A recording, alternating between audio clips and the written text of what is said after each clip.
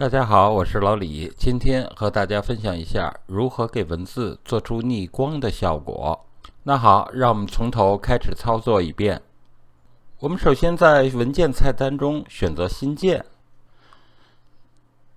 在这里我们可以选择自定，当然也可以根据我们的需要自己去设置高度和宽度。选择完成后，我们按下创建。我们双击打开前景色，找到一个我们比较喜欢的颜色作为背景色。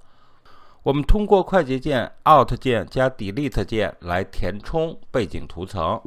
选择左边工具栏中的字体工具来输入我们想要的文字。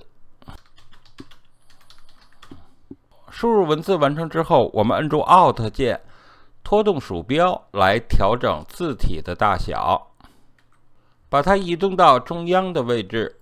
我们选择左边菜单栏中的矩形工具。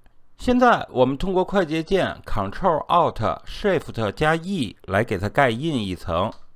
我们选择左边工具栏中的矩形工具，在文字的下方框选出一块区域，这个区域一定要带上字体的一些黑色。接下来我们选择左边工具栏中的修补工具，按住鼠标左键对被框卷的区域向下进行拖动。我们给面板中的图层1添加一个蒙版。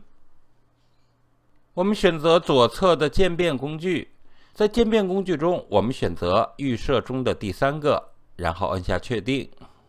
我们按住鼠标左键向上进行拖动，这样效果就完成了。你学会了吗？好，我是老李，非常感谢大家收看，我们下次见。